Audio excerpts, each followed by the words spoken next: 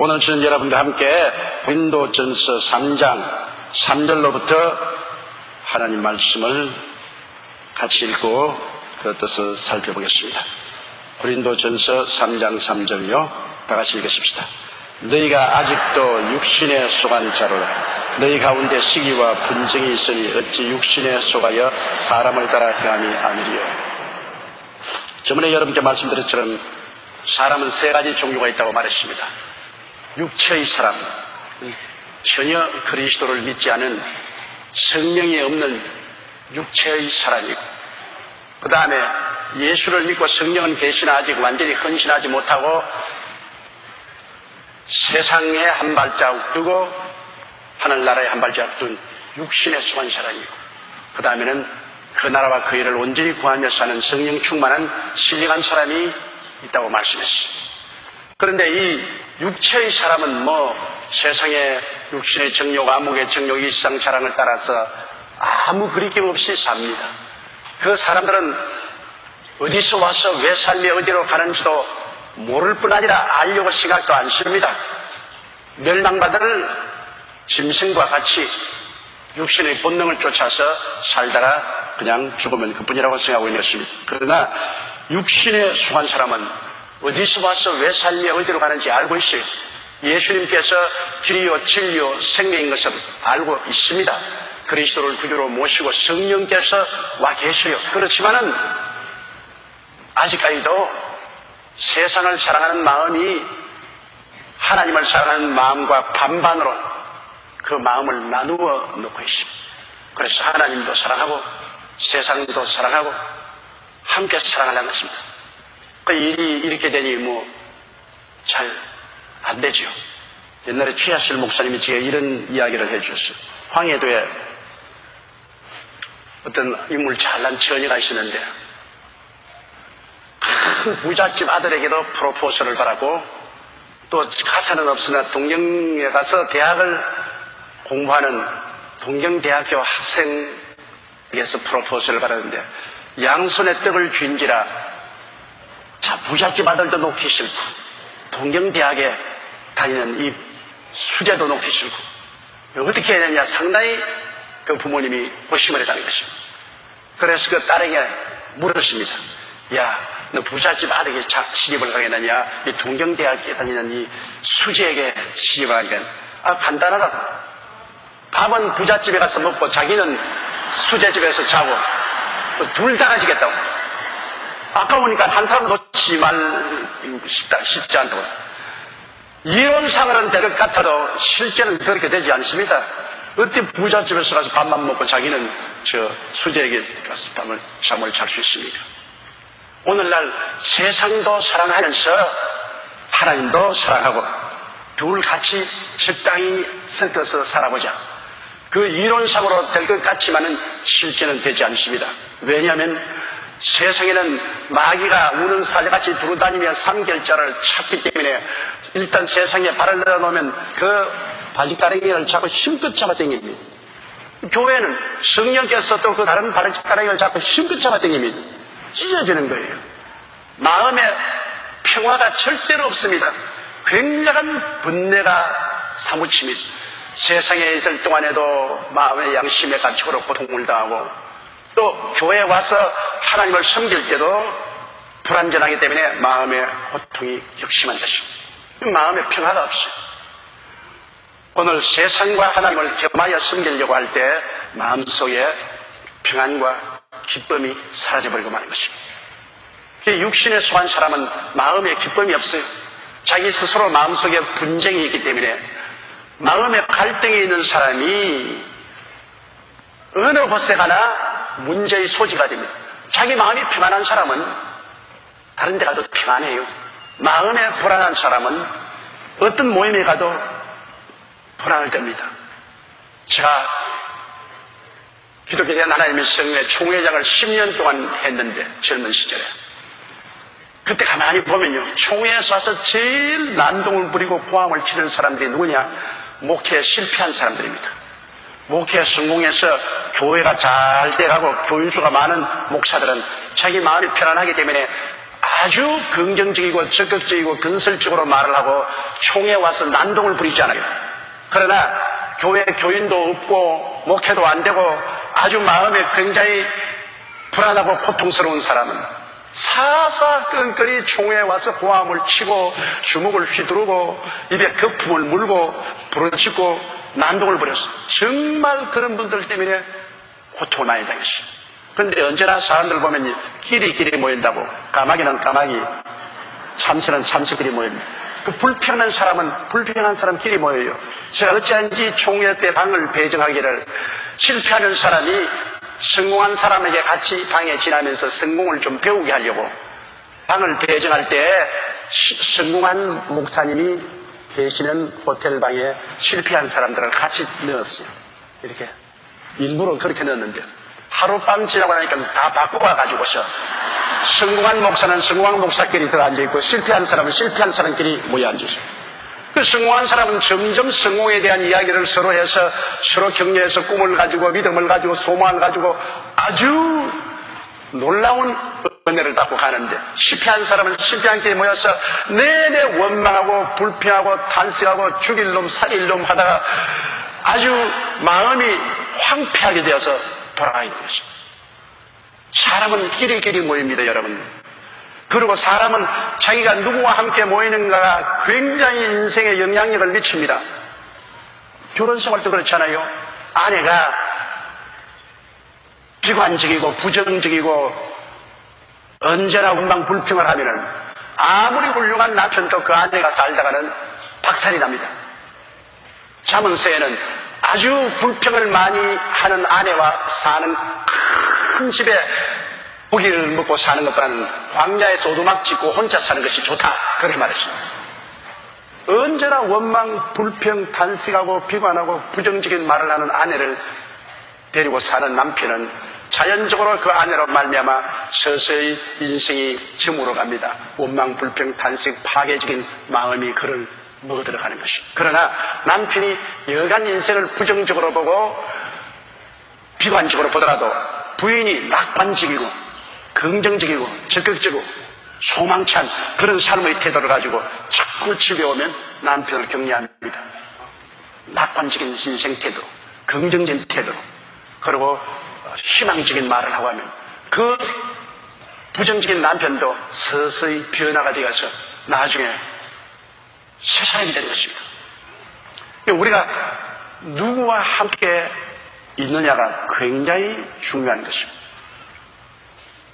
전에도 말했지만 많은 교회 종들이 제게 와서 그런 질문을 해요. 왜 여의도 순복음교회 출신들은 큰 도시에 가도 제일 큰 교회를 짓고 작은 도시에 가도 제일 큰 교회를 짓고 왜 어느 곳에 가나 크게 목회에 성공을 하는데 그 이유가 어디냐? 그것은 우리 여의도 순복음교회라는 큰 교회에 있으면서 보는 것과 듣는 것과 느끼는 것과 말하는 것이 언제나 성공적인 목회를 하는 분위기 속에서 자랐기 때문에 그 생활 속에 그러한 분위기가 무의가 들어가서 그도 큰 목회를 할 수 있는 그릇으로 성장한 것입니다. 사실은 이런 분위기에서 일한다는 것은 굉장한 플러스 요인이 있습니다. 자기도 모르는 사이에 물이 들거든요. 큰 교회에 물이 듭니다. 큰 교회가 이루어지지 않은 데는 그 무엇인지 특별한 것이 있습니다. 뭐라고 꼬집어 말 못해도 그 점이 있어요. 그런 것이 그이가 듣고 눈으로 보고 늘 말하고 그 생활하는 가운데 몸에 배어서 큰 교회를 이루게 나갈 수 있는 삶의 자세가 되어버린 것입니다. 자동적으로 어떤 곳에 가는지 목회를 하는데 큰 교회가 될 수 있는 자세가 되어 있으므로 자꾸 사람들이 모여오고 큰 교회를 이룩하게 되는 것입니다. 그러므로 여러분께서 교회 생활하더라도 이 셀 미팅에 가도 원망하고 불평하고 부정적이고 자꾸 이 이마에 13자 내천자를 그리고 있는 사람하고 같이 지내면 함께 망한다고요. 그러나 언제나 인생을 희망적으로 보고 낙관적으로 긍정적으로 적극적인 태도로 보고 기도하고 믿고 나가는 사람과 같이 있으면 나도 그게 끌려 들어가서 그러한 삶의 태도를 취하게 되고 복을 받게 되는 것입니다. 이러므로 우리는 신령한 사람과 같이 교제해야지 육신의 사람과 같이 교제하면 안 됩니다, 여러분. 세상 반, 하늘나라 반, 마음속에 끝없는 갈등을 가지고서 자기 스스로 불안하고 고통스러운 사람이 언제나 다른 사람에게 불안과 고통을 전파하는 것입니다. 그러므로 너희가 아직도 육신에 속한 자로다. 너희 가운데 시기와 분쟁이 있으니 어찌 육신에 속하여 사람을 따라 행하면 보십시오. 육신의 사람은 자기 스스로가 마음에 평안이 없고 갈등이 있고 고통이 있으니까 자기보다 잘 되는 사람은 시기하고 그 다음에는 사사건건이 분쟁을 일으키고 이렇게 해서 하늘나라를 황폐케 하는 것입니다. 육신의 사람이 많이 모이면 하늘나라가 황폐게 돼요. 그런데 어느 곳에 가도 당회에 가도 장로님 중에 신령한 장로님이 있는가 하면 육신에 속한 분이 있고, 남성교회 가도 여성교회 가도 육신의 사람이 있는가 하면 신령한 사람이 있고, 그래서 옛말에 미꾸라지 한 마리가 도랑에 꿀육물 다 일으킨다고, 육신에 속한 사람이 계속해서 시기하고 분쟁을 일으킵니다. 이 시기와 분쟁이 언제나 일어나요. 그래서 이 시기와 분쟁을 잘 극복하지 못하면 당회도 갈라지고 재직회도 갈라지고 남성교회도 갈라지고 여성교회도 갈라지고 권사회도 갈라지고 이런 분열이 생기는 것입니다. 그러나 그 분열의 책임은 나중에 하나님께 심각하게 받아야 되겠습니다. 성령은 하나 되게 하시고 신령한 사람들은 언제나 하나 되게 합니다. 성령이 계시기 때문에 성령은 언제나 하나 되게 하죠. 그러나 마귀는 육신의 사람을 통해서 자꾸만 분리시키는 것입니다. 그 분리가 시기와 분쟁입니다. 남이 나보다 조금만 잘 때면 도저히 잠을 자지 못해요. 어찌한지 그걸 끌어내려야 되고 어찌한지 얼굴에 흑칠해야 됩니다. 그리고 가만히 지나는 개 귀사 같은 게 가지고서 개하고 분쟁이 보십니다. 가만히 지나가는 개 왜 귀잡을 땡겨요? 그 개하고 물고 찍고서 가만히 있는 사람 참 건드려가지고서 분쟁을 일으켜요. 이러므로 여러분 우리 스스로 이 가슴에 손을 고생할 때 내가 육신에 속한 신자냐 신령한 신자냐 그것을 가만히 살펴보십시오. 이 지난 한 달 동안에 여러분께서 마음속에 얼마나 많은 이웃에 대한 시기하는 마음이 일어났는가, 얼마나 많은 사람하고 분쟁을 했는가를 생각해 보십시오. 나는 시기한 사람도 없고 남잘 뗄 때 박수 치지고 나는 사람들하고 분쟁하지 아니했다. 신령한 사람입니다. 성령이 같이 계신 사람. 나는 상당히 시기 많이 하고 욕도 했어요. 그리고 싸움도 한 5-6번 했죠. 육신에 속한 사람입니다. 육신에 속한 사람은 하나님 앞에 종아리를 맞을 준비를 해야 되는 것입니다. 왜냐하면 하나님은 사랑하는 자식마다 징계하니까 육신의 사람을 그대로 내버려 놓으면 세상으로 흘러갈 뿐 아니라 하나님의 나라에 많은 상처를 입히기 때문에 육신의 사람은 언제나 하나님 앞에 종아리를 맞습니다. 여러분 자식 여러분 알잖아요. 아주 착하고 순종하는 자식은 매를 안 맞아도 불평 원망하고 집안에 문제를 일으키는 자식은 별 도리 없이 부모에게 종아리를 얻어맞게 되는 것입니다. 안 때린다면 부모가 그 자식 사랑하지 않죠. 사랑하면 그 자식 잘 때리기 위해서 때리는 겁니다. 그러므로 우리 하나님께서는 우리를 사랑하기 때문에 그 사랑이 우리를 보호하고 돌봐주는 것으로만 나타날 뿐 아니라 매섭게 채찍을 때려서 종아리에 피명이 들게 하는 것, 이를 통해서도 하나님의 뜨거운 사랑이 우리에게 나타나게 되는 것입니다. 이러므로 우리는 죽을 때도 감사하고 매를 맞을 때도 눈물을 흘리면서도 감사를 해야 되는 것입니다. 자, 4절 보십시다. 어떤 이는 말하되 나는 바울에게라 하고 다른 이는 나는 아볼로에게라 하니 너희가 사람이 아니리요. 이제 파장을 말합니다. 고린도 교회에 바울이 개척을 했는데 바울이 개척을 하고 난 다음 떠난 이후에 아볼로가 와서 교회를 양육했습니다. 그래서 성도들이 나는 바울이 왔을 때 그때 구원을 받고 설교를 듣고 은혜를 받았으니 나는 바울파다. 그럼 다른 사람 나는 아볼로가 와서 그게 은혜를 굉장히 받고 아볼로에게 축복을 받았으므로 나는 아볼로파다. 그래서 또 되게 수장이 있어요. 바울파 두목이 있고 아볼로파 두목이 있어서 그래서 자기 그룹을 형성해가지고 교회가 쫙 갈라집니다. 나는 바울파다. 나는 아볼로파다. 이것은 결코 성령의 역사가 아닙니다. 왜냐? 교회는 예수파밖에 없습니다, 여러분. 어디에 바울파가 있고 아볼로파가 있습니까? 예수파밖에 없죠. 사람이 영광을 받으면 큰일 납니다. 사람은 아무리 자기가 훌륭하다고 해도 하나님 앞에 스스로 설 수 없는 죄인입니다. 우리의 자랑은 예수 그리스도만 모시고 자랑해야지 사람을 자랑했다가는 큰일 나는 것입니다. 언제나 여러분 자기를 내세우는 것은 그 마귀가 하는 역사입니다. 원래 사탄이 루시퍼라고 개명성으로 하나님이 지은 천사 중에 제일 없던가는 천사였어요.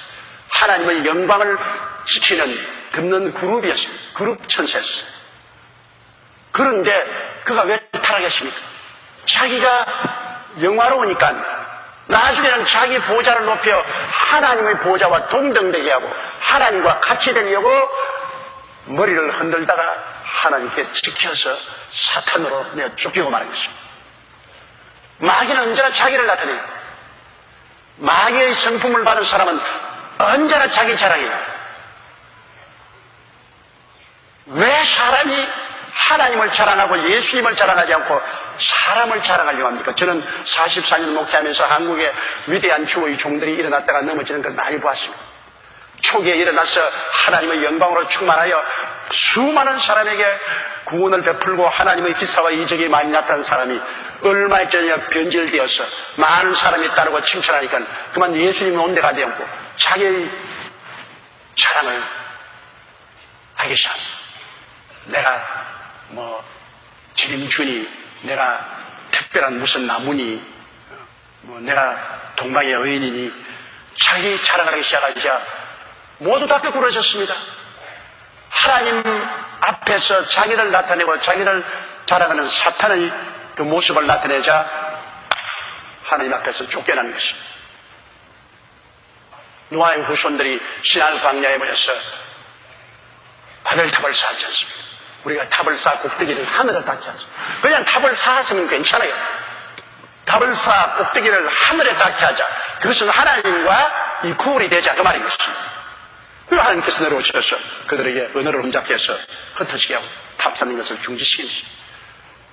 교만은 패망의 선봉이요 그만한 마음은 넘어짐의 앞잡이가 되는 것입니다. 그러므로 어떠한 일이 있어도 자기 자랑은 하지 말아야 됩니다. 어떠한 일이 있어도 하나님을 자랑하고 예수 그리스도에게 모든 영광을 드려요. 은혜는 여러분 바울을 통해서 받았어요. 아볼로를 통해서 받았어요. 그러나 바울과 아볼로는 하나님의 심부름꾼이요 모섬이죠. 그저 고맙게 생각하죠. 바울이 수고했으니 고맙다. 아볼로가 수고했으니 고맙다. 그러나 찬양과 영광은 하나님께 돌립니다. 고맙게는 생각해야 돼요. 왜냐하면 바울이 와서 고린도에 와서 목숨을 바쳐서 복음을 증거했고 또 아볼로는 와서 있는 힘을 다해서 양육했으니까 그들의 수고에 고마운 마음은 표시해야죠. 저는 저희 마음속에 항상 우리 최자셀 목사님, 존 허스턴 목사님에 대한 고마움이 끝이지 않습니다. 제가 1958년도에 불광동에 개척한 가장 근본적인 동기가 최자셀 목사님 때문에 한 것입니다. 최하실 목사님이 먼저 거기 가서 교회를 개척하고 어린아이들에게 콧물 닦아주고 머리에 이 잡아주고 그리고 그들에게 찬송 갖다 치고 하고 있을 때 제가 그것을 가보고 너무 불쌍해서 어디 좀 도와주겠다고 시작을 했는데 저는 아무 돈도 없지 않아요. 그러나 우리 최하실 목사님은 상당히 부자로 살다가 망해서 그 다음 주의 종이 되기 때문에 부잣집 남은 거 3년간 나가잖아요. 그래서 최 목사님이 반지도 팔고 금은 보화도 팔고 해가 그래서 천막도 사고 필요한 것도 좀 구비해서 천막 교회를 지어서 그래서 복음을 증거한 것이 저희 목회의 시작입니다. 아마 최하실 목사님이 그런 언덕이 되어주지 못했으면 저는 결코 목회를 못했을 것입니다. 왜냐하면 나는 아무것도 없는 빈털터리였으니까요. 어디가 의지할 데가 없었어요. 그러므로 늘 감사하게 생각하고 존 허스턴 목사님이 미국에서 오셔서 저와 함께 목회를 하면서 세레모니에 나와서 하나님 사업을 하도록 물심양면으로 도와주었기 때문에 그들의 은혜에 늘 감사하죠. 그러나 나는 취하실 파다, 나는 존 허스턴 파다, 그런 말 안 하지 않아요. 나는 예수 파지. 취하실 목사님이 저런 것도 예수님이고 존 허스턴 목사님이 저런 것도 예수님이기 때문에 나는 예수님 파지, 취하실 목사파나 존 허스턴 목사파는 아닌 것입니다. 그들에게 감사는 해요. 난 취하 목사님에게 그 은혜를 보답하겠다는 생각이 늘 마음에 있고, 또 존 허스턴 목사님에게도 그런 마음을 가지고서 늘 감사하게 생각합니다만, 그러나 그들은 그리스도의 종으로 일했지 절대로 명예와 영광을 취해서는 안 될 것입니다. 5절요. 그런즉 아볼로는 무엇이며 바울은 무엇이뇨? 저희는 주께서 각각 주신 대로 너희로 하여금 믿게 한 사역자들이니라. 그 말 맞았죠. 아볼로는 누구고 바울은 누구냐? 하나님의 종이요 시종이요 모섬이요 일꾼입니다. 상전은 하나님이세요. 우리 상전은 하나님이에요. 하나님 상전을 모시고 있는 종이요 시종이요 모섬이요 일꾼인 것입니다. 상전을 우리가 섬기고 감사하지, 상전의 심부름하는 모섬이요 일꾼 보고서 우리가 칭찬하거나 박수치진 않습니다. 넌 수고했지, 수고한 데 있어서 고맙게 느끼죠. 그리고 하나님께서는 상전으로서 종이요 시종이요 모섬이요 일꾼인 우리들에게 각각 은사를 따로 주는 것입니다. 바울 선생은 개척하는 은사를 주죠. 아볼로는 개척한 교회에 들어가서 양육한 은사를 주죠. 사람들마다 그 은사가 다 달라요. 주의 종이라고 해서 다 똑같지 않아요. 셀리드라고 해서 다 똑같은 은사를 받을 수 있습니다. 어떤 분은 기도를 잘합니다. 어떤 분은 말씀을 잘 전가합니다. 어떠한 분은 하나님의 능력이 따릅니다. 하나님의 권세가 따릅니다. 어떠한 사람은 구제 잘하고, 다른 사람은 위로 잘하고, 어떤 사람은 가르치기를 잘하고. 하나님께서 각 사람에게 특기를 주셨는데 그 자기의 은사를 충분히 발휘해서 일하면 크게 하나님의 은총을 받을 수가 있습니다. 자기가 하나님 나라에서 어떤 은사를 받았는지 알아요. 저는 제가 어떤 은사를 받았는지 알고 있어요. 저는 목사의 은사를 받았고, 그리고 복음 전도자, 부흥사의 은사를 가지고 있습니다. 하나만 받았으면 팔자 편안하게 살 텐데, 목회만 하면 제가 얼마나 편해요. 그런데 목회 연사에다가 부흥사 연사를 같이 받았으니까 한 머리 목회하면서 또 다른 면에 부흥회 다니면서 국내외 출장 다니면서 복음을 전하니까 다른 사람보다 호흡으로 일을 해야 되므로 굉장히 심시해 피곤합니다. 나는 그것도 모르고 옛날에 신학교 시절에 기도할 때 모든 은사를 다 주시옵소서, 모든 은사를 다 주시는데 이제 생각하니 하나님이 많은 모든 은사를 다 주었었으면 벌써 나 죽었을 거예요. 감당을 할 수 없어요. 욕심이 많지. 지금 두 은사도 감당하기가 힘듭니다, 사실은. 그러나 일단 하나님 주신 은사를 사용하지 아니하면 안 되기 때문에 제가 목회도 하면서 부흥회도 계속 하려고 노력을 하는데 요새 힘에 붙여서 좀 골골할 때가 많아요. 그러므로 아볼로는 무엇이며 바울은 무엇이냐? 주께서 각각 은사를 주신 대로 믿게 한 종이요, 시종이요, 모섬이요, 일꾼입니다. 모섬과 일꾼이라는 것을 여러분 잊지 마십시오. 우리는 다 하나님 앞에서 모섬과 일꾼으로 부름받았는데 거기에 플러스 알파에서 하나님의 자녀의 명분을 주신 것을 생각하고 기뻐하고 감사해야 될 것이겠습니다. 6절요. 나는 심었고 아볼로는 물을 주었으되 오직 하나님은 자라게 하셨나니. 자, 직분이 다르지 않아요. 바울은 심었다, 개척자인 것입니다. 바울은 어느 곳에 가나 개척을 한다고 무수히 고생했습니다. 여러분, 개척이 굉장히 힘들지요. 개척은 이 돌짝밭을 갈아서 돌을 다 치우고 가시와 엉겅퀴에 있는 꿀을 치우고 옥토를 만들어서 씨를 뿌리자니까 개척하는 사람은 굉장히 고된 삶을 삽니다. 저는 저희 평생의 교회를 3번 개척했는데요. 불광동에서 개척했고 서대문에서 개척했고 그 다음에는 이 여의도에 나와서 개척을 했는데, 개척이라는 것은 죽었다가 살아나는 각오를 해야 되는 것입니다. 개척지에 가서 자기 자신을 그곳에 파묻지 않고는 결코 그곳에 교회가 부활에 일어나지 않습니다. 편안하게 교회를 개척하겠다, 어림없는 일이죠. 오늘 개척 교육을 받고 나가는 사명자들이 여기 앉아 있는데, 내가 여러분 보면 장하기도 하고 불쌍하기도 하다. 왜냐? 그리스도의 복음을 위해서 교회를 개척하는 것보다 더 위대한 일이 없고 더 장한 일이 없으니 그건 하늘나라에 가서 큰 상급을 얻을 수 있는 것이 위대한 일이지만, 그러나 개척은 죽어야 돼요. 개척은 쉽게 편안하게 교회가 개척되지 않습니다. 날카로운 괭이를 가지고 땅을 파도 힘든데 이런 뭉뚱한 십자가로 사람의 마음을 파야 되는 것입니다. 세일스맨은 무엇도 팔 때 있잖아요. 화장품이라도 들고 옷가지라도 들고 나가서 팔지만은 이런 순전히 말씀을 팔아야 됩니다. 눈에 안 보이는 예수 그리스도의 구원의 복음을 팔아야 돼요. 그러니 힘이 될 수밖에 없어요. 저는 개척교회 할 때 보통 하루에 5시간 이상 기도를 했어요. 5시간 이상 기도하면 온 무릎이 다 벗어집니다. 몸 전체가 몽둥이로 얻어맞은 것 같을 정도로 애통하고 간절히 기도를 드립니다. 그렇게 하자고는 개척이 안 돼요. 그리고 그 다음에는 헌금을 모아서 교회를 세우는 동안에 얼마나 애타고 고통스럽고 좌절될 때가 많은지 이루시면 알 수 없습니다. 전 여의도 순복음교회 지을 때는 저 가운데 저기 앉아가지고서 몇 번이고 별이 충충한 하늘을 바라보고 교회는 못 짓고 눈물이 뚝뚝 떨어지는 이 철구조물 밑에서 하나님, 철구조물이 무너져서 나를 장사지내 주십시오. 이 상대 어찌할 수 없으니 이 자리에서 내가 있게 하여 주십시오. 목사가 자살하면은 지옥 갈 것이고 또 시문에 나고 좋지 않을 것인데 교회가 무너져서 자연이 죽으면은 그거는 천당도 가고 나쁜 욕도 안 해도 먹을 것이 주님 이 철골 내 위에 무너지게 해주시옵소서. 그런 기도를 많이 했어요. 너무 답답하니까 하나님께서 이제 떼쓰는 거지요. 날 죽이세요. 날 죽여.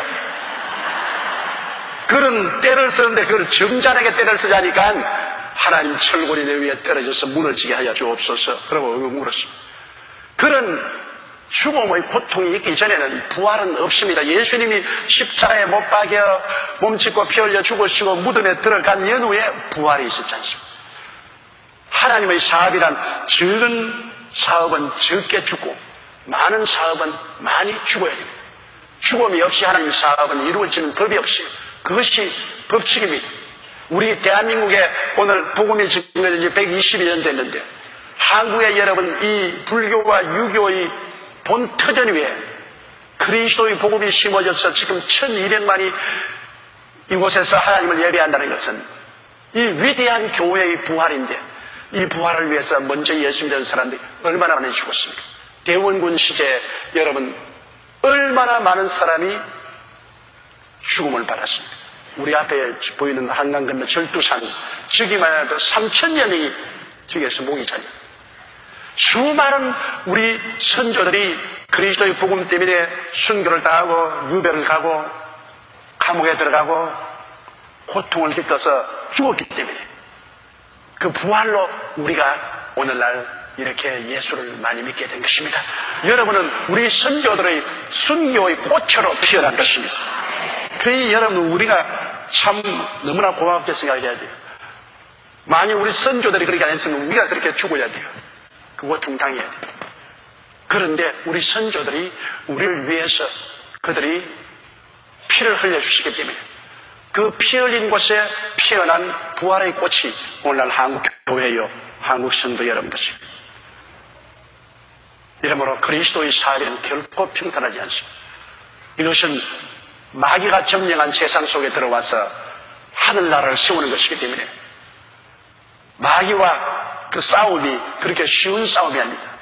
물론 예수 그리스도께서 십자가에서 죽으셨다 부활하심으로 마귀의 정사와 권세, 무장을 해제시켰지만 그래도 아직까지도 마귀는 강하게 이 세상을 자기 것으로 주장하고 있습니다. 그렇기 때문에 우리가 목숨을 바쳐서 들어가서 투쟁하지 않고는 마귀의 신을 회파하고 하늘나라를 세울 수가 없습니다. 그런데 바울은 언제나 그리스도의 교회를 심기 위해서 그 기초를 만들었기 때문에 많이 매도 맞고 감옥에도 많이 들어가고 많은 고통을 당했습니다. 바울이 세운 모든 고린도 교회나 그렇지는 데살로니가 교회나 뭐 에베소나 빌립보나 골로새나 모두 다 바울의 무덤입니다. 바울이 거기서 죽었어요. 그 죽음의 고통을 통해서 그가 고난을 걸머쳤기 때문에 그 주위에 부활의 꽃으로서 그 교회들이 세워진 것입니다. 개척교회라는 것은 그렇게 힘든 것입니다. 우리 지금 개척을 시작한 지 오늘까지 160여 개척교회가 됐는데 그 중에 지금 시들어져가는 교회도 많이 있어요. 왜? 죽기를 각오하지 아니하고 포스럽게 개척을 하려고 한 사람들은 지금 손을 들고 있어요. 그럼 죽어야 돼요. 그럼 부활이 없어요. 그러나 일사 각오하고 나가서 목숨을 바쳐서 일한 사람들은 벌써 300명, 500명까지 개척교회에 성공한 지하들이 있어요. 그 부활은 자기의 피와 눈물과 땀의 결과로 일어난 부활인 것입니다. 바울은 개척의 연사를 받았고 아볼로는 개척해놓은 바울의 교회에 가서 물을 주는 것입니다. 자라게 물을 주는 것입니다. 그러나 자라게 하시는 하나님이십니다. 바울이 아무리 개척하고 아무리 씨를 심어놔도 아볼로가 와서 물을 주어도 하나님이 자라게 안 하시면 자랄 수가 없죠. 그 모든 일이 종국에는 하나님의 손에 있습니다. 사람이 마음으로 자기 길을 계획하더라도 발걸음을 옮기시는 일은 하나님이신 것입니다. 사람이 일을 계획해도 성사는 하나님께 있는 것입니다. 사람의 생각으로 되잖아요. 제가 젊었을 때는 아주 오기가 있어서 무엇이니 내가 계획을 세워서 내 뜻대로 밀면 될 줄 알았습니다. 그러다가 나이를 먹어가면 먹어갈수록 점점 삶의 경험이 생기면 생길수록 가슴 깊이 깨달은 것은 인생 만사가 내 마음대로 안 된다는 것입니다. 내가 아무리 힘쓰고 애쓴다고 해도 내 뜻대로 안 된다는 것입니다. 하나님이 다 정했으면 그 길로 걸어가는 것입니다. 그러므로 내 뜻대로 마우스고 주의 뜻대로 하시옵소서. 그 기도밖에 할 수 없습니다. 한 해 동안에 어떠한 일이 일어날지 알지 못하잖아요. 하나님이 자기를 사랑하는 자를 위해서 예비해 놓은 모든 것은 눈으로 보지 못하고 귀로도 듣지 못하고 마음으로도 생각지 못했다는 거지. 우리 앞날에 눈을 보아도 안 보이고 귀 들어도 못 듣고 마음으로 깨닫지 못해. 하나님이 예비하신 거예요. 그러니까 우리는 그저 마음을 다하고 뜻을 다하고 정성을 다하고 목숨을 다하여 주 하나님을 섬기고 그저 하나님 시킨 대로 해야 돼요. 하나님 시킨 대로 해야 돼요. 그러면 하나님이 우리의 길을 만들어 주시는 것입니다. 하나님은 길을 만드시는 분이신 것입니다. 하나님이 길을 만들지 우리가 길을 만들겠다고 길을 쓰고 애를 쓰다가 결국에는 실패하고 맙니다. 오늘 세계 평화가 유엔이 저렇게 모여서 끊임없이 이야기해도 평화가 오지 않잖아요. 세계 평화는 온 세계 인류가 하나님을 찾아야 평화가 오는 것입니다. 하나님을 찾고 하나님께 모든 것을 맡기면 하나님께서 평화를 가져와 주시지. 하나님 제껴놓고 사람의 힘으로 아무리 평화를 가져오려고 해도 평화가 와야 말이죠. 우리 남북 통일도 가집니다. 남북 통일도 사람의 힘으로 아무리 애를 쓰고 힘을 써도 앞날이 보이지 않아요. 이것은 하나님께 맡기면 하나님의 때가 오면은 하나님이 역사하시면 대번이 되는 것입니다. 아무리 엄동설한이라도 여러분 양순 가절이 오면은 수랑풍풍 물러가고 어른 한강물이 녹고 눈설이 사라지고 아름다운 꽃이 피는 것입니다. 때가 있어요. 하나님이 모든 일을 하시는 때가 있어요. 우리는 그 하나님의 때를 기다리면서 간절히 기도해야 되는 것입니다. 하나님의 때, 하나님의 방법으로 모든 것이 이루어지지. 때를 내 힘으로 빨리 땡길 수도 없고 방법을 내 마음대로 한다고 되는 것이 아니에요. 그렇기 때문에 범사에 하나님께 길을 맡기고 우리가 간절히 기도할 때는 것입니다. 내 길을 야훼께 맡겨버리라. 그래야 하면 제가 너를 지도하시려고 말씀하십니다. 맡겨야 돼요. 예수님도 여러분 때를 얼마나 음하게 지켰는지요. 가나의 혼인잔치 해보세요. 마리아가 와서 이 집에 포도주가 떨어졌다 하니까 여자여 나와 무슨 상관이 있나이까. 내 때가 아직 오지 아니하였나이까. 잠시 후에 물을 포도주로 만드실 예수님께서 불구하고 몇 분 사이인데도 불구하고 주님은 내 때가 아직 이르지 않았습니다. 그러나 그 말 이후에 조금 있다가 종들로 보고 별내통에 물을 채워서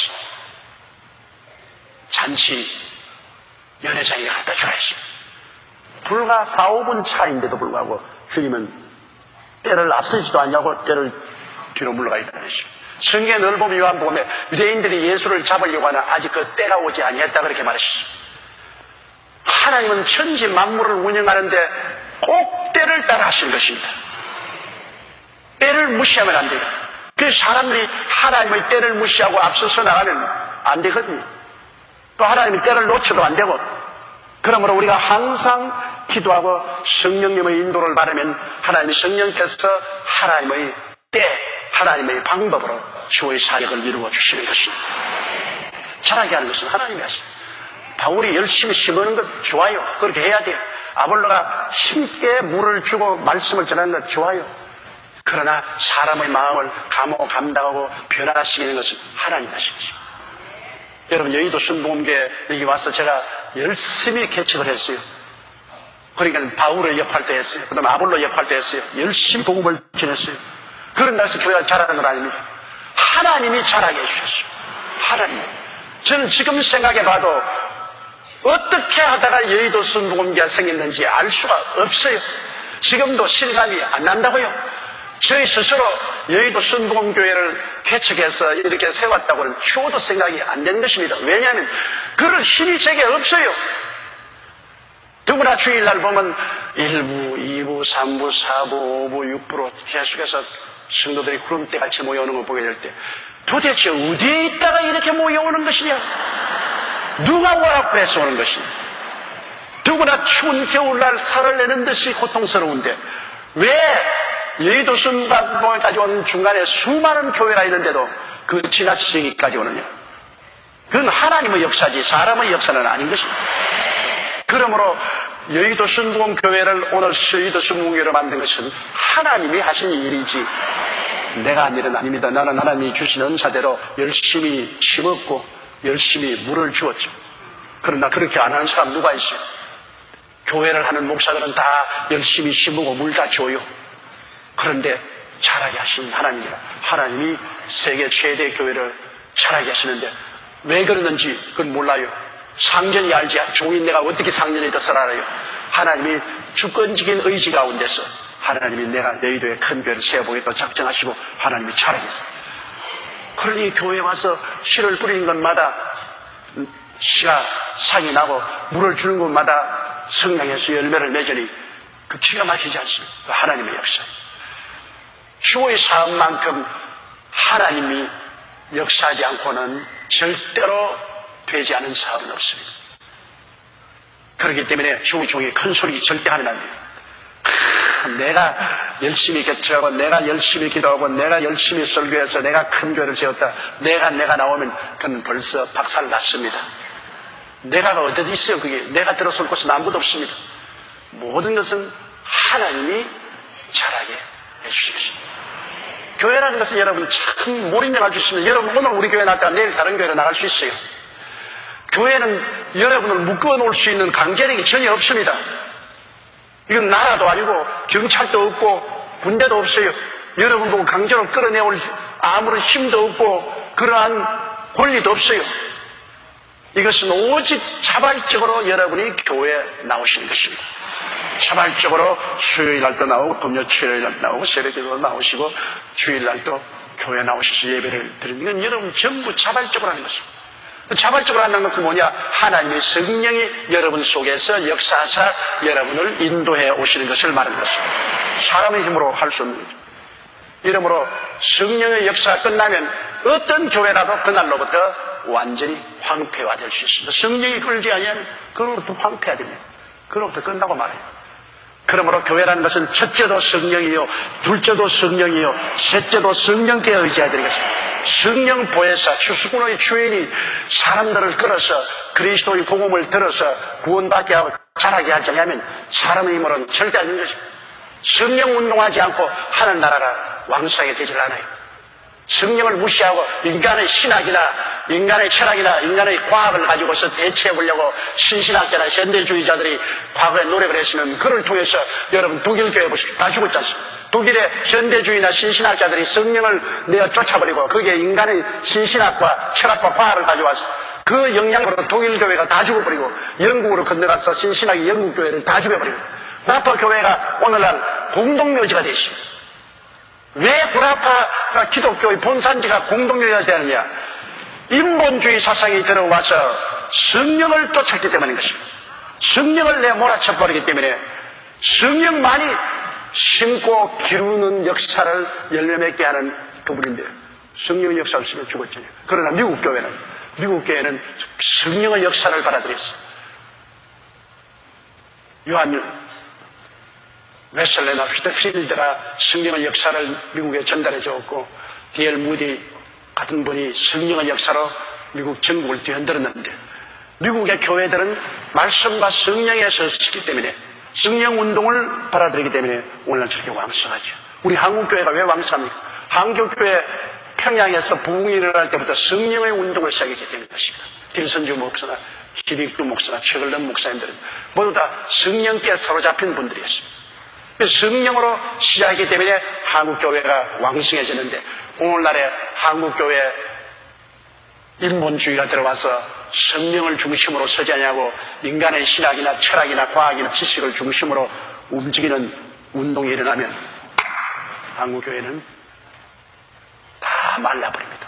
비가 오지 않은 밭에 곡식이 다 시들어서 마른 것이 말라버리죠. 그렇기 때문에 우리 여의도 순복음교회는 제가 살아서 이곳에 목회하는 이상은 절대로 인본주의가 이 강다는 자리를 차지하지 못합니다. 사람은 아무것도 아니에요. 사람은 하나님이 사용하는 머슴이요 일꾼에 불과한 것입니다. 성령이 주수군의 주인이 되시는 것입니다. 성령 중심으로 역사해야 돼요. 성령이 상이 나게 하고 성령이 자라게 하십니다. 성령님을 인정하고 환영하고 모시드리고 의지해야 역사가 일어나는 것입니다. 셀 리더 여러분, 오늘날 셀 시스템을 만들고 셀 리더로서의 모든 차질 양성을 위해서 교육을 많이 받고 있잖아요. 그건 교육을 받아야 돼요. 그러나 아무리 교육을 받아도 성령의 역사하지 않으면 그 교육은 아무런 소용이 없습니다. 교육은 그저 하나님이 사용할 수 있는 수단을 준비하는 것이죠. 사용할 수 있는 성령이신데 성령이 여러분 아무리 준비해도 내가 너 안 쓰겠다 하면 무용지물입니다. 셀 리더 여러분이 나는 비록 본교육을 받지 못한 사람입니다. 나는 무식한 사람입니다. 그렇게 말할지라도 하나님의 성령이 역사하시면 무식한 사람의 말을 통해서 유식한 사람 할 수 없는 일을 다 이뤄놓고야만 하는 것입니다. 성령은 흙덩어리를 금덩어리로 만듭니다. 인간은 지식과 과학으로 흙덩어리를 금덩어리로 아무리 만들려고 해도 안 되니까 흙덩어리를 이겨가지고서 금 색깔을 칠합니다. 금 색깔을 칠해요. 그럼 가짜죠. 인간이 하는 것은 흙덩어리에다가 금 색깔을 칠하지만은 성령이 오시면 진짜 흙을 금으로 만들어버리고 마는 것입니다. 이런 역사가 일어나죠. 그래서 제가 한국이나 해외에 가서 복음을 전가할 때 늘 그런 기도를 합니다. 하나님, 내가 말씀을 전하는 내 말씀은 나는 교육이 없고 무식한 사람이기 때문에 입에서 나오는 말이 흙덩이, 진흙덩이 같지만은 성령이 그것을 받아서 금덩어리로 만들어 주옵소서. 모든 사람이 받아서 복을 받고 크게 유익이 될 수 있는 금덩어리로 만들어 주시고 흙덩어리가 되지 않게 하여 주시옵소서. 그런데 저희 인생 경험을 통해서 보면은 진짜로 아주 무식하고 보잘것없는 사람이지만 그러나 항상 성령이 제가 하는 말씀과 목회를 금덩어리로 만들어 주시옵소서. 이러므로 성령 없이는 안 되죠. 셀리더 여러분 모두 다 매일같이 성령님을 인정하고 환영하고 모시드리고 의지하고 성령으로 말미암아 사세요. 성령은 인격자이기 때문에 서로 대화가 있어야 되는 것입니다. 성령은 여러분 공기처럼 인격이 없는 비인격자가 아니에요. 지식과 감정과 의지를 가진 인격자이기 때문에 인격자는 인격자로 대접해야 역사하지 인격자를 무시하면 슬퍼지고 소멸되고 마는 것입니다. 성령은 인격자이므로 여러분 옆에 앉아 계신 분들과 똑같습니다. 인격자로서 여러분 소개와 계세요. 그러므로 성령님을 여러분께서 굉장히 존경하고 예배드리고 감사히 여기고 성령께 도움을 늘 청하면 성령님이 항상 여러분을 도와주십니다. 7절요. 그런 적 심는이나 물주는 이는 아무것도 아니로되 오직 자라게 하시는 하나님뿐이라. 그렇죠.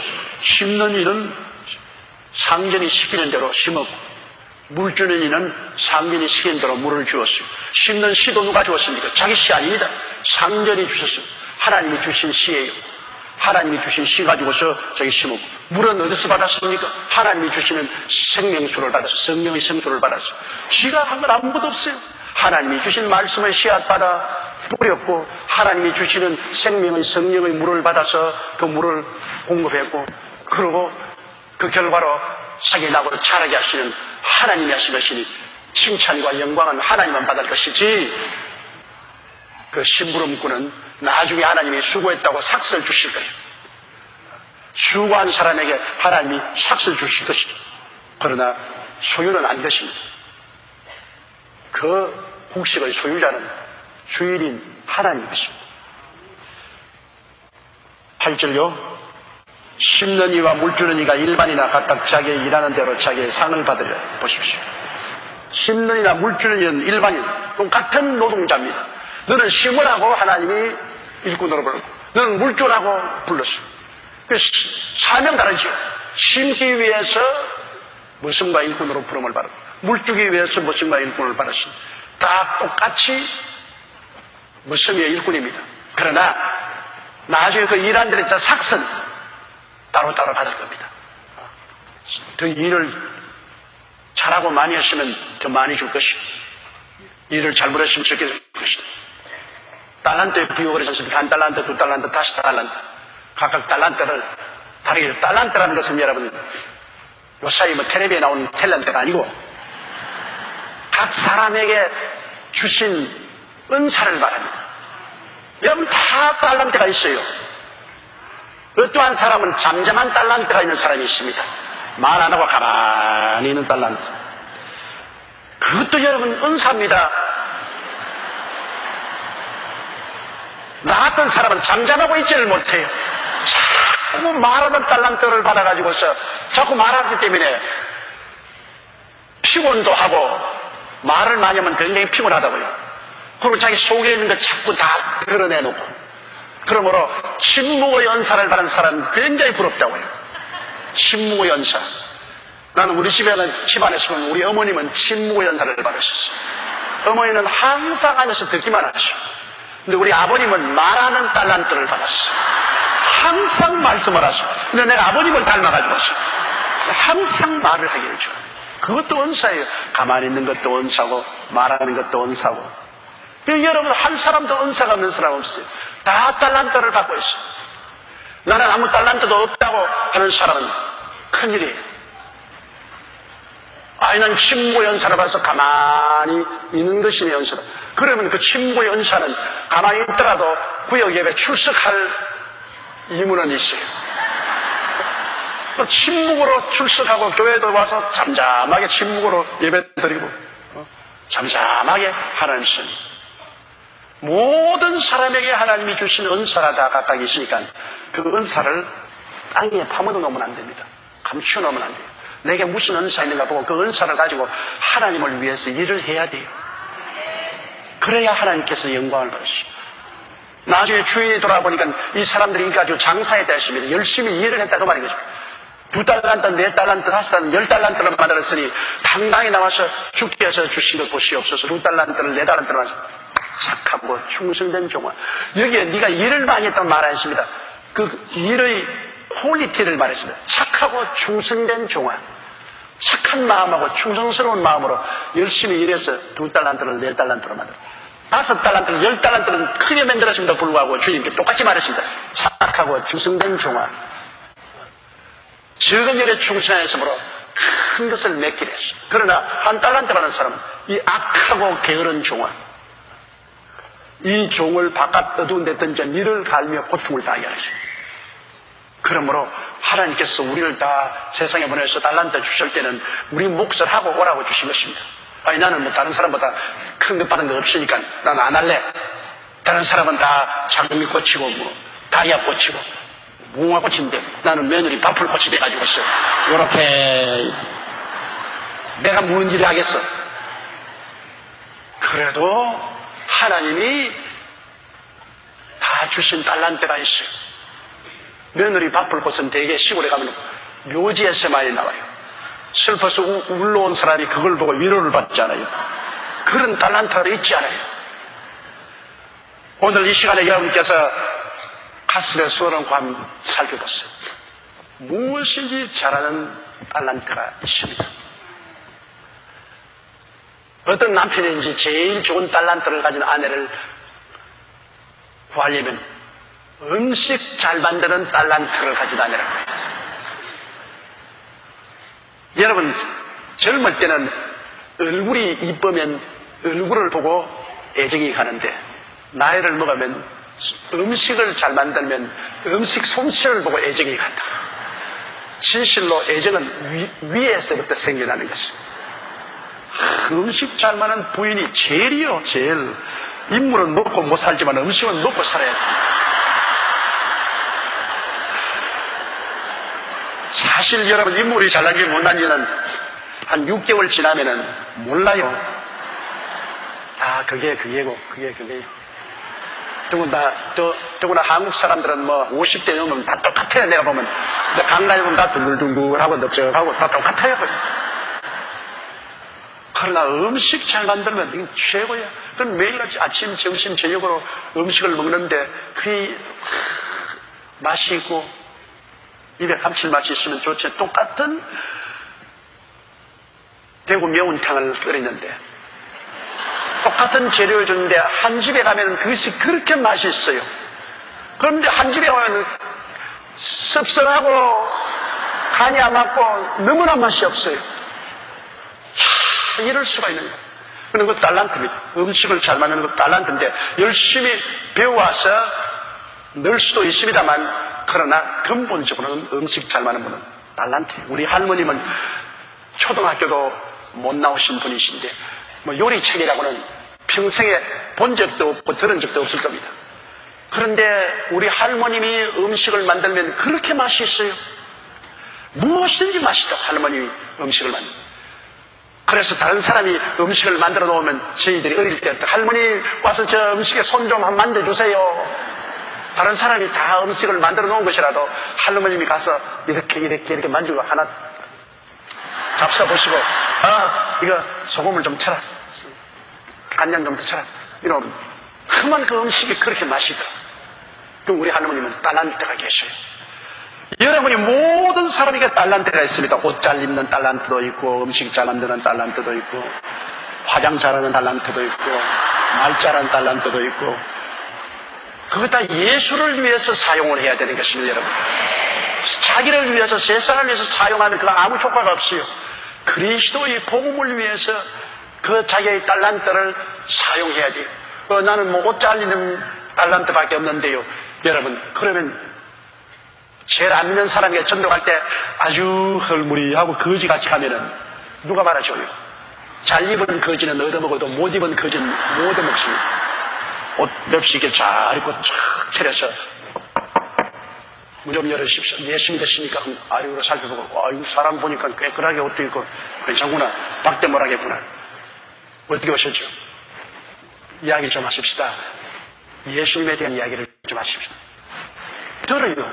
왜? 그 사람 모습이 깨끗하고 단정하고 하니까 사람에게 호감을 주지 않아요. 아무리 말을 잘한다 해도 그냥 아직 옷이 그냥 다 그냥 구겨지고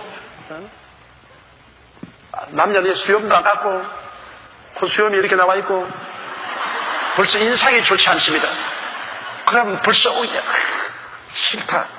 너 말 듣기 싫다. 이거 못 듣지 않잖아요. 인상이라는 것은 굉장히 중요합니다. 미리 알고 있는 사람은 모르겠지만 처음 만나는 사람은 처음 딱 만날 때 동공같이 생긴 사람도 있고 사기꾼같이 보이는 사람도 있고 수다쟁이같이 보이는 사람도 있고 그러니까 인상이 얼마나 중요해요. 처음부터 자기 아주 마음에 드는 인상을 가지고 만나면 좋죠. 그러니까 그런 좋은 인상을 만드는 것도 은사 아닙니까? 우리는 모두 다 하나님이 주시는 은사를 가지고서 예수 그리스도의 복음을 위해서 살자 그 말인 것입니다.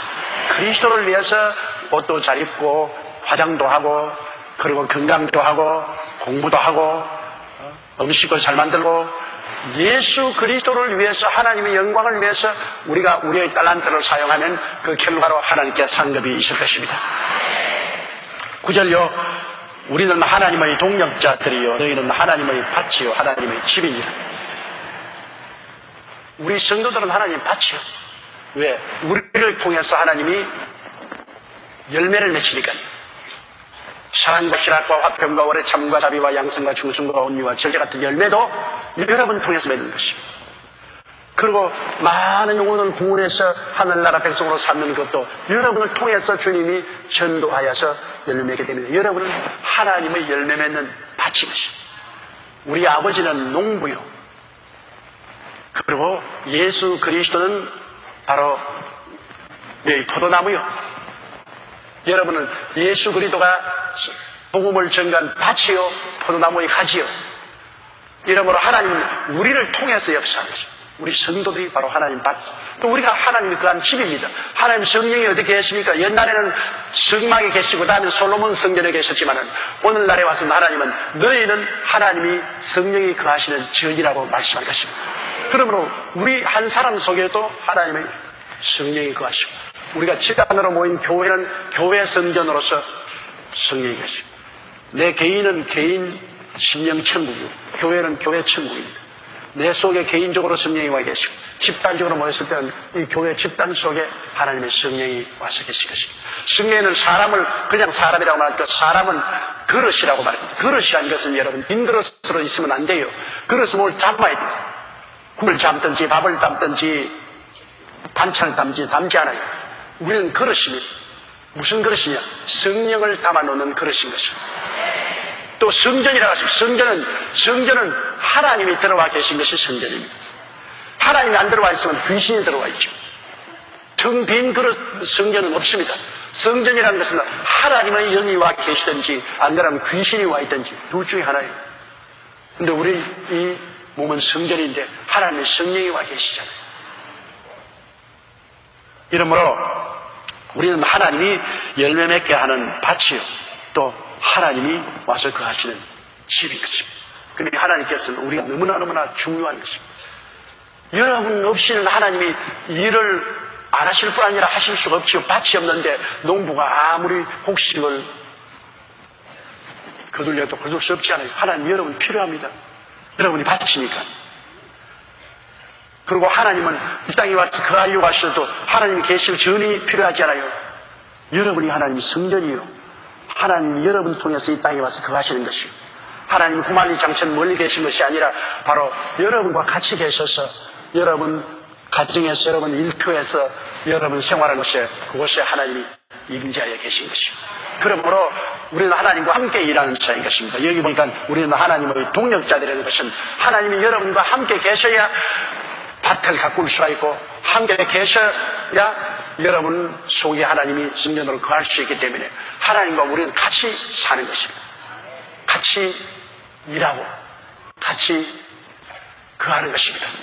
그렇기 때문에 우리 기독교 신앙이란 우리 하나님과 우리와 결코 멀리 떨어져 있지 않습니다. 아버지와 아들은 시간과 공간을 초월해서 항상 우리와 같이 계실 것입니다. 지금 이 자리에 현재 여러분을 통해서 일하시고 농사지으시고 그리고 여러분을 통해서 거하시는 것입니다. 여러분 통해서 하나님은 매일매일 인간 농사를 지으신 것입니다. 영혼 구원의 농사 짓고 또 여러분 개인으로 봐서도 예수님 십자가 보혈로 주신 오중보험과 삼중 축복을 통한 농사를 지어야 됩니다. 용서, 죄 용서하는 의롭다함 열매도 맺어야 되고 성령 충만과 거룩의 열매도 맺어야 되고 화평과 기쁨과 소망과 질병의 치료와 건강의 열매도 맺어야 되고 그리고 또 축복의 열매도 맺어야 되고 영생복락의 열매도 맺어야 되고 여러분 통하지 않고 하나님 어떻게 그런 열매를 맺습니까? 천사를 통해 그런 열매가 못 맺어요. 여러분을 통해야 비로소 죄 용서받는 열매도 맺게 하시고 성결의 열매도 맺게 하시고 치료의 열매도 맺게 하시고 축복의 열매도 맺게 하시고 부활과 영생의 열매도 맺게 하는 것은 여러분 통해야 돼요.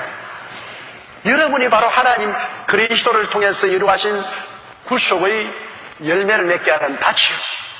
그렇기 때문에 하나님은 여러분을 통해서 열매 맺기를 간절히 원하시는 것입니다. 하나님은 나 같은 사람 생각하겠느냐? 생각하고 말고요. 농부인 하나님이 밭이 필요하지요. 열매를 맺어야지요. 여러분이 열매를 맺고 많이 맺으면 하나님께서 영광을 받을 것이요. 참 예수님의 제자가 되지 않습니까? 그러므로 영혼이 잘됨같이 범사에 잘되어 강건하고 생명할 때 넘치게 얻는 열매를 넣는 것은 하나님의 뜻인 것입니다. 그 열매를 맺기 위해서 여러분 단호한 각오와 결심으로 기도를 해야 돼요. 하나님은 여러분을 통해서 열매 맺으려고 하실 때 여러분이 믿고 순종하고 기도해야 되는 것입니다. 믿고 순종하고 기도하지 아니하면 하나님이 열매를 맺을 수가 없지 않아요. 단호하게 믿고 순종하고 기도를 계속하는 여러분 되시기를 바랍니다. 그 다음 10절요. 내게 주신 하나님의 은혜를 따라 내가 지혜로운 건축자와 같이 틀을 닦아두매 가라니가 그 위에 세우나 그러나 각각 어떻게 그 위에 세우기를 조심할지. 내게 주신 하나님의 은혜를 따라 바울 선생은 사도로서의 하나님의 은혜를 주신 자지. 하나님이 은혜를 받아야 하나님의 사역을 할 수 있지. 하나님의 은혜를 받지 않고는 하나님의 사역을 못하지 않아요. 은혜를 받아야 돼요. 하나님의 은혜를 주시면 혹은 사도요, 선지자요, 혹은 복음 전환자요, 교사요, 목사와 같은 성인적의 은혜도 하나님이 알아서 주신 것입니다. 그 이외에 여러분 복음 전도자, 무슨 권면하는 자, 가르치는 자, 다스리는 자, 구제하는 자, 이런 것도 다 하나님 은혜가 임하여 그렇게 해드린 것입니다. 여러분 예수 믿기 전에는 그렇지 않다가 복음이 하나님 예수를 믿고 은혜를 받자 여러분 생애 속에서 새로운 사역이 열리는 것을 종종 느낄 수 있습니다. 많은 우리 교회 옛날에 지역장이나 부역장들이 예수를 믿고 은혜를 받고 난 다음 주의 종이 된 사람 많잖아요. 우리 교회 여전도사님들 거의 다 우리 교회 출신의 지역장, 구역장으로 있다. 은혜를 받고 하나님의 종으로 소명을 받고 나와서 주의 종이 됩니다. 그와 같이 은혜가 우리를 변화시키는 것입니다. 은혜를 받으면 마음에 하나님의 큰 변화의 역사가 나와요. 은혜가 충만하면 부드러운 사람들이 돼요. 마음도 부드럽고 삶도 부드러워져요. 그런데 바울 선생은 내게 주신 하나님의 은혜를 따라 지혜로운 건축자와 같이 틀을 닦아라. 이 하나님의 교회를 세우는 터전은 정말 지혜롭게 터전을 닦아야 돼요. 이 틀을 아무나 마음대로 닦을 수가 없어요. 왜냐하면 하나님의 교회를 닦는 터는 바로 예수 그리스도이기 때문인 것입니다. 그리스도가 아니고는 하늘나라는 세워지지 않아요. 근데 예수 그리스도의 터전을 닦을 때 굉장히 지혜롭게 터전을 닦습니다. 저는 순봉교회라는 이 교회를 세울 때 이 터전을 오중복음과 삼중축복이라는 하나님의 지혜를 가지고 터전을 닦는 것입니다. 장로교에서는 하나님의 그 예정론을 가지고서 틀을 닦아요. 성결교에서는 성결함을 중심으로 해서 틀을 닦아요. 하나님이 주신 지혜대로 틀을 닦아요. 나에게 주신 하나님의 지혜는 예수 그리스도의 십자가의 대속을 통한 오중복음과 삼중축복으로 틀을 닦아요. 그래서 그 틀을 닦았지. 구원의 복음, 성령 충만의 복음, 치료의 복음, 축복의 복음, 재림의 복음, 이 오중복음, 영혼이 자됨같이 범사에 잘되며 강건하고 생명할 때 넘치게 얻으려 하는 삼중축복, 오중복음과 삼중축복이라는 이 틀을 닦았어. 그 틀 위에서 우리 순복음교회가 사는 것이죠. 물론 이건 전부 다 성경에 있는 말씀이죠. 그러나 설계를 할 때 지혜롭게. 그래서 저나 저희 교회에서 출신한 제자들은 어느 곳에 가나 교회를 세울 때 오중복음과 삼중축복이라는 터전을 닦고 그 터전 위에 교회를 세웁니다. 그리고 그 건물들이 교회라는 건물들이 잘 지어져요. 건물은 사람들이 모여서 되는 것입니다. 오중복음과 삼중축복의 터전 위에 세우니까 사람들이 많이 모여와서 훌륭한 그리스도의 몸된 교회가 이루어가게 된 것입니다. 내게 주신 하나님의 은혜를 따라 내가 지혜로운 건축자와 같이 틀을 닦아두매 다른 이가 그 위에 세우나 아까 어떻게 그 위에 세우는 조심하지라. 이제 틀을 닦아놓는데 틀을 닦아놓고 난 다음에 그곳에 와서 이제 하나님의 교회를 세웁니다. 세우면서 이제 말씀을 전가하는 거죠. 계속해서 말씀을 전가하는 좋은 터전을 세워놓고 그 다음에는 계속해서 성도들을 주께로 이끄는 것입니다. 그래 조심하게 해야 돼요. 왜냐하면 그 좋은 터전을 사용하고 난 다음 그곳에서 인본주의 철학이나 인간의 지식이나 총명이나 인간의 역사나 이런 것 가지고서 무슨 사회교육원 같이 이렇게 교회를 지어가기 시작하면 낭패나죠. 틀을 잘 닦아놓았으면 그 터전 위에 교회도 잘 세워야 돼요. 그런데 이제 여기 보면 바울 선생이 그걸 말하고 있는 것입니다. 11절요. 이 닦아둔 외에 능히 다른 터를 닦아둘 자가 없으니 이 터는 곧 예수 그리스도라. 예수 그리스도 외에는 터가 없어요. 근데 예수 그리스도를 바라볼 때 여러 가지 형태로 바라봅니다. 예수 그리스도는 아주 빛이 찬란한 다이아몬드와 같아서 이 모습으로 볼 수 있고 저 모습으로 볼 수 있고 이 모습으로 볼 수 있어요. 어떠한 사람은 예수 그리스도를 통해서 볼 때 죄 용서받고 구원받는 것밖에 못 보는 사람이 있습니다. 그러면 용서하는 예수 그리스도를 터로 닦았어. 계속해서 죄만 용서하는 그리스도를 전달합니다. 죄만 용서하는. 그럼 그 터 위에 있습니다. 또 다른 사람은 죄를 용서하는 예수께서는 또 우리를 거룩하게 한 성결케 하십니다. 그러면 늘 성결케 하는 그 터전을 위해서 복음을 주고 또 침례교와 같이 만인 제사장식으로 예수 그리스도를 믿어서 모두 다 하나님을 섬기는 제사장이 된다. 그 면에서 참 중심으로 복음을 전하는 것입니다. 그러므로 모두 다 터는 예수 그리스도이지만 예수 그리스도를 바라보는 그 관점에 따라서 강조점이 달라지는 것입니다. 그러나 아까 제가 말했지만 우리 교회는 예수 그리스도를 바라보되 십자가의 대속의 오중성을 바라보고 십자가 대속 그것을 터로 닦아서 결국에는 세우는 건물은 영혼이 잘 되고 범사에 잘 되며 강건하고 생명을 얻는 넘치게 얻는 사람들로 건물을 세우는 것입니다. 터는 예수 그리스도의 대속의 태우제. 그 대속을 통해서 예수를 믿는 사람들은 삼중 축복을 받은 사람으로 세운다. 이것이 우리 교회에 가는 방향인 것입니다. 오중복음의 틀을 따고 삼중 축복의 건물을 지어 올린다. 이것이 우리가 나가는 길이죠. 12절요. 만일 누구든지 금이나 은이나 보석이나 나무나 풀이나 지푸를 이 터 위에 세우면, 자, 이제 그 터전 위에서 예수 그리스도의 터전 위에서 집을 세웁니다. 그리스도의 복음을 전가하는데 어떠한 사람은 금으로, 다른 사람은 은으로, 보석으로, 다른 사람은 나무나 풀이나 지푸로 세웁니다. 금이나 은이나 보석은 여러분, 이것은 창고하게 가지 않아요. 불이 타지 않습니다. 살아있지 않지요. 제일 귀한 것이 금이나 은이나 보석인데요. 금이나 은이나 보석은 여러분 쉽게 얻을 수가 없습니다. 금이나 은이나 보석은 깊이 파헤쳐야 돼요. 땅을 파고 들어가서 그것을 취해서 그걸 또 가공해야 돼요. 금이나 은이나 은은 불조관이에 넣어서 가공을 해야 되고 보석은 또 깎아야 돼요. 그러므로 그리스도 예수의 터전을 쌓아도 그것의 목회를 잘하기 위해서는 금이나 은이나 보석으로 목회하기 위해서는 깨어져야 돼요. 주의 종이 깨어지지 않고서 세상 사업하는 식으로 목회는 절대로 안 되는 것입니다. 왜? 땅을 파고 들어가지 않고는 금이나 은이나 보석을 캐낼 수가 없습니다.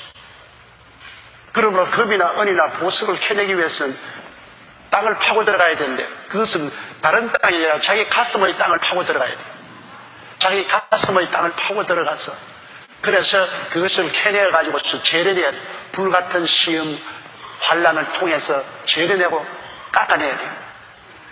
이렇기 때문에 주의 종이 되고 많은 영혼을 구원하고 그리스도의 믿는 교회를 세우기 위해서는 많은 시험과 환란과 고통을 통해야 되는 것입니다.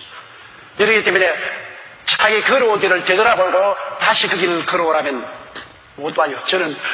제가 44년째 목회하고 있지만은 너 지금 66살이지만 나 다시 너를 20대 돌려줄 테니까 이 길을 도로 걸어오너라 하면 나 안 해요. 나 빨리 천당 가는 게 낫지. 왜? 모르고 걸어왔지. 알고는 이 고통과 이 괴로운 길을 걸어올 수 없어. 적은 교회를 목회하는 사람은 적게 깨어진 사람이 합니다. 큰 교회를 목회하는 사람은 크게 깨어져야 되는 것입니다. 골이 깊어야 살이 없습니다. 여러분 낮은 들판을 보면 언덕도 낮지 않아요. 깊은 고리 산이 높지 않아요. 나는 예수 믿기 전에 그것을 알았습니다. 왜냐하면 우리 집에서 일하는 상숙이라는 일하는 처녀가 있었어요. 옛날에 너무나 가난해서 밥만 먹여주면 와서 이랬는데 우리 집은 그때 좀 잘 살았기 때문에 시골에 있는 처녀가 지금 생각해보면 13살이나 4살쯤 된 처녀 같아요. 우리 집에 와서 우리 어머니를 도와서 설거지도 하고 밥도 짓고 하는. 우리하고 같이 방에서 있었으니까. 그래 달빛이 휘엄친 밝은 날에 되면은 언제나 자다가 일어나서 문을 열고 텐마루에 앉아서 울어요. 그게 어머니가 보고 싶죠. 고향을 떠나서 나무집에 가서 일하니까. 근데 하루는 노래 소리가 들리게 내가 자다가 깨서 들어보니까 산이 높아야 골도나 깊어지 그래서 노래를 불렀어요. 그게 내 마음속에 굉장히 인상 깊게 들렸어요. 훌쩍훌쩍 울면서 산이 높아야 골도 깊다. 그게 자기 인생을 보고 하는 말입니다. 자기 지금 인생에 큰 골이 깊고 괴로운 생활을 하지만은 이것이 결과에는 높은 산에 올라가는 길이라는 그런 의미로 알고 불렀는지 모르고 불렀는지 부르고 있는데 그게 나에게는 교훈이 되었어요. 내 어린아이 때는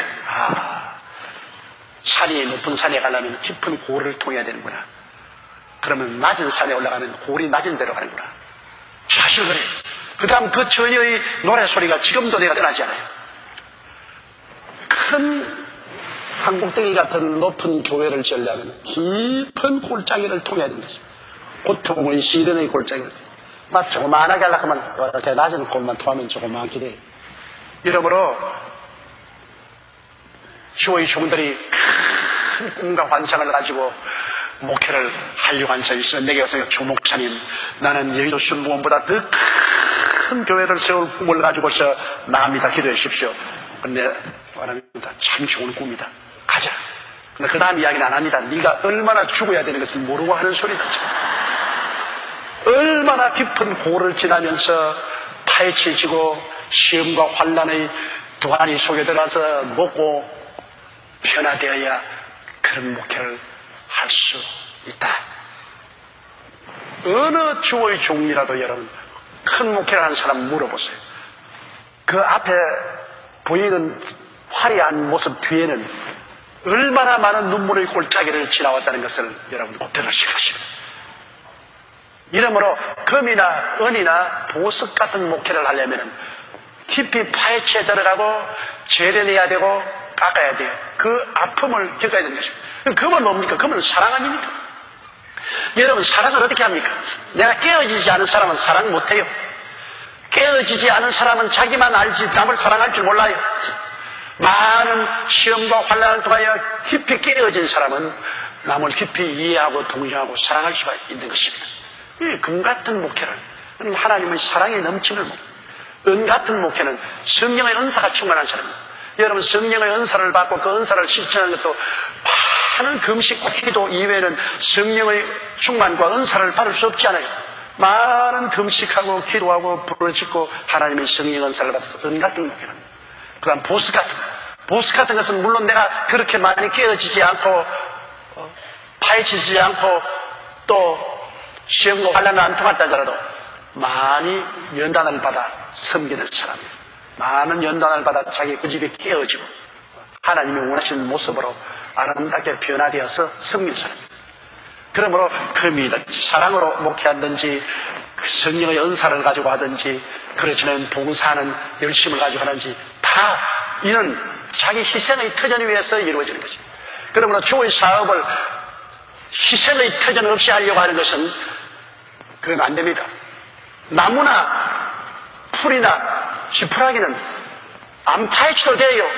땅 위에 자연적으로 발생해서 나무가 자라고 풀이 자라고 지푸라기가 자라요. 그러나 불 붙이면 다 타버리고 없애버려요. 그건 뭐냐?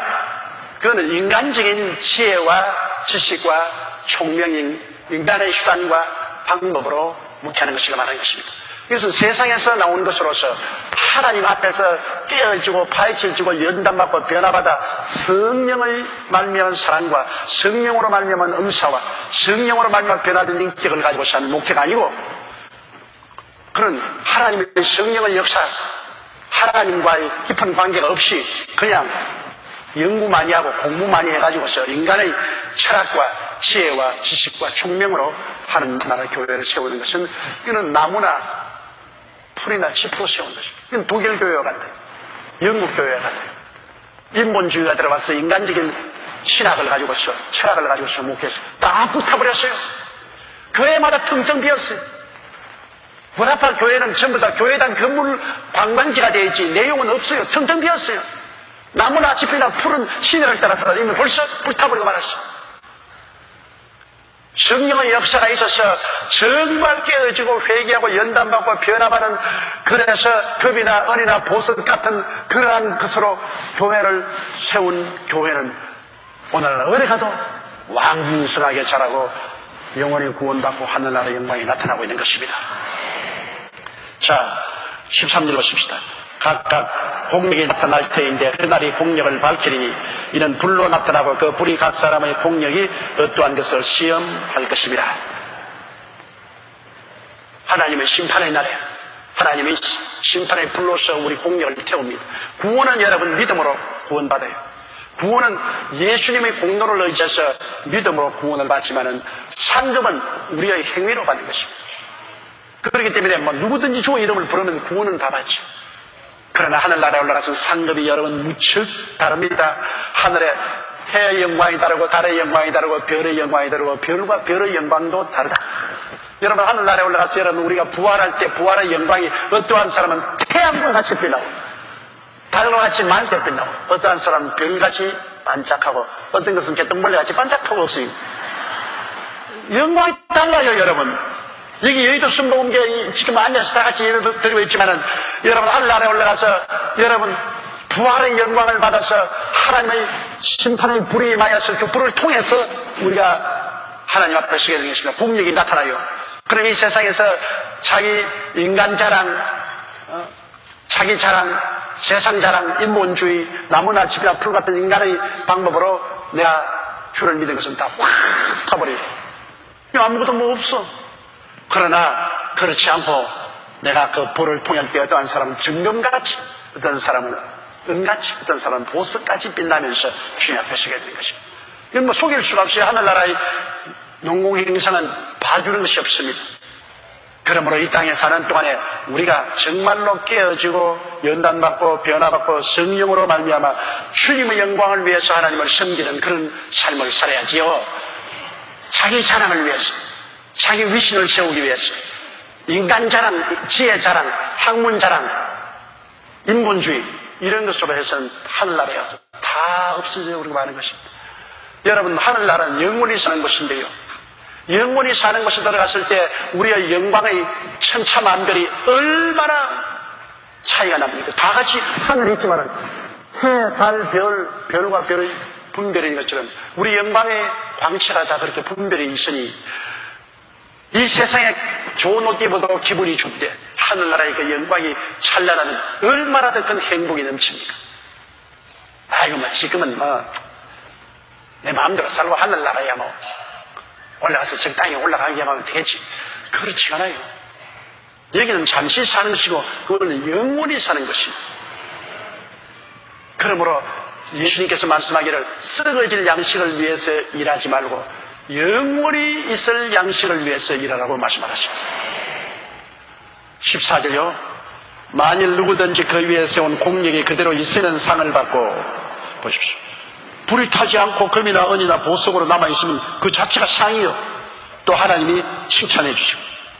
그 다음 15절요. 누구든지 공력이 불타는 해를 받으리니 그러나 자기는 구원을 얻되 불 나오려서 어디 갈 것 같아요. 해봤죠. 손해를 본다고 하는 것입니다. 난 굉장히 일을 하는 것 같은데도 불구하고 하늘나라 가면 아무 가치가 없습니다. 내가 옛날에 대전에 가서 복음을 전했는데 그 목사님이 제가 이런 이야기를 해요. 새로 지은 좋은 콘크리트 건물로서 훌륭한 교회였습니다. 그 목사님이 이 교회를 지은 내력을 내가 이야기하겠습니다. 그럼 이야기하십시오. 우리 교회 장로님이 계신데 굉장히 부자였습니다. 그 장로님 혼자라도 이 교회를 지으시는데 굉장히 장로님이 깍쟁입니다. 그리고 오면 목사들을 박대하고 목사를 쫓아내고 많이 쫓겨난 이후에 내가 들어왔는데 그 장로님이 얼마나 가혹하게 대하는지 눈물을 많이 흘렸다.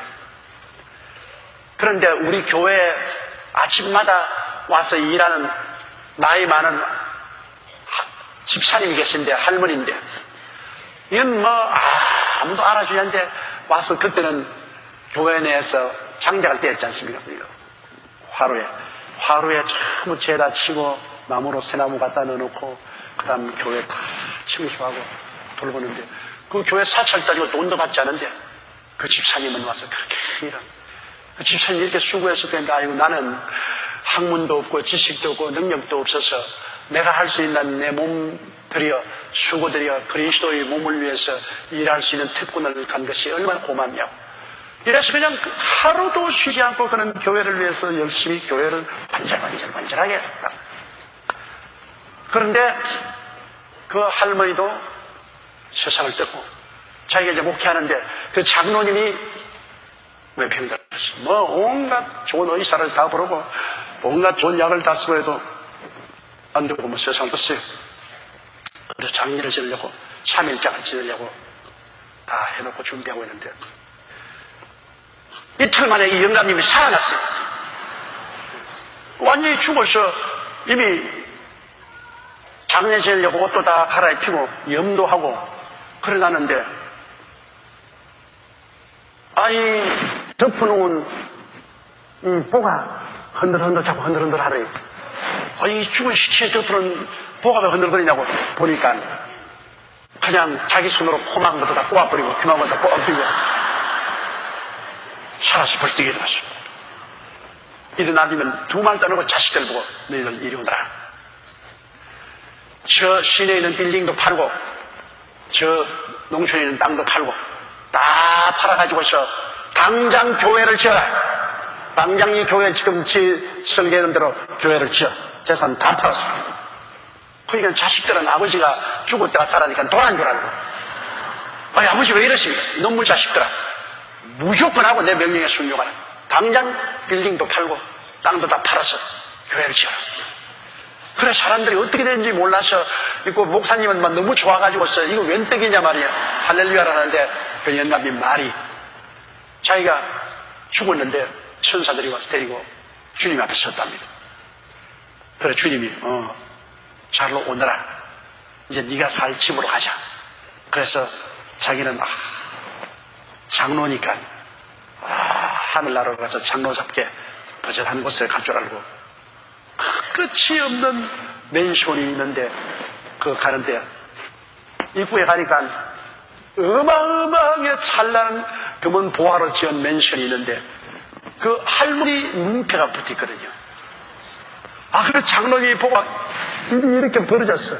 우리 교회에서 아무것도 아닌 그 늙은이 집이 이 정도 같으면 나는 이건 하늘나라 빌딩일 것이다. 내 집은. 그 할머니 집이 너무나 영광스럽기 때문에 감동을 했는데 그 다음 예수님이 데리고 간다 보니까 점점 집이 못해지거든요. 그래서 주님 길을 잘못 들은 것 같습니다. 왜 길을 잘못 들었냐? 우리 교회에서 아무 자격도 없고 인정도 못 받는 그 할머님 집이 저기 아주 그렇게 좋은데 나는 그래도 교회에서 장로로서 교회를 치리하고 일을 열심히 했는데 내가 있는 집이 왜 점점 이렇게 판다집 총 같아 이렇게 멀리 나는 시골로 내려갑니까? 이 사람아, 저 할머니는 정말로 이 땅에 사는 동안 금과 같이 은과 같이 보석같이 자기를 희생하면서 보석했지만 너는 전부 너 자랑을 위해서 일해. 네 장로라는 그 이름과 너 자랑과 너 칭찬을 위해서 일했기 때문에 네가 한 일은 모두 다 나무여 풀이여 짚이다. 그러니까 따라오너라 잔소리 말고. 그래서 딸애가 천국 말죽거리 같은 데가 데리고 가가지고서 10% 만든 오두막집이더랍니다. 10% 만든 오두막집이 하니까 여기 있어서 너는 영생토록 영원 몸토록 살 집이냐. 그만 그 자리에서 그냥 물어보고 예수님 발을 끌어안고 한 번만 기회를 줘. 딱 한 번만. 내가 정말로 너무나 잘못 살았습니다. 내가 너무나 이기주의로 살았어요. 딱 한 번만 기회를 주시면 내가 내려가서 내 있는 빌딩하고 땅 다 팔아가지고서 그리스도의 교회를 번뜩 지어놓고 그러고 난 다음 내가 주님 앞에 돌아오겠으니 한 번만 기회를 달라고 주님을 붙잡고 매달리니까 주님이 한참 서 계시더니만 천살고 좋다. 이 사람에게 말미를 줘가지고서 내려가서 나의 교회를 세우고 돌아오도록 하라. 그래서 깨어났어요. 그래서 이 장로님이 동기해가지고서 빌딩 팔고 집 팔고 해가지고서 교회를 잘 지었어요. 세면 콘크리트로 잘 지었어요.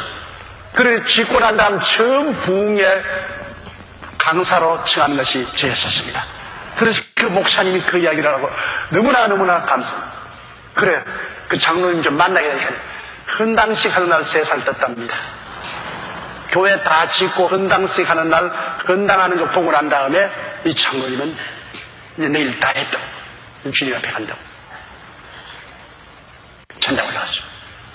보십시오. 똑같이 인생을 살았는데 그 할머니는 자기 명예를 위해서 자기 자랑을 위해서 자기 만족을 위해서 일한 것이 없고 참 희생하고 봉사하기 때문에 그런 은이나 금이나 보석 같은 삶을 살았습니다. 이 장로는 모두 자기 명예를 위해서 헌금을 좀 해도 자기 명예를 위해서 자기 이름을 위해서 자기 자랑을 위해서 날 좀 보소 동지 set달고 본 듯이 날 좀 보소 하고서 이런 하나도 없이 나무요 풀이요 지푸라기였어. 결국에는 하늘나라에 오막집 밖에는 들어갈 수 없었다는 그 이야기를 제가 직접 들었습니다. 여러분 우리 천당에 올라가는 것은 예수님을 믿음으로 말미암아 공로로 올라가지만은 하늘에 올라가서 상급을 받는 것은 우리 행위에 따라오는 것입니다.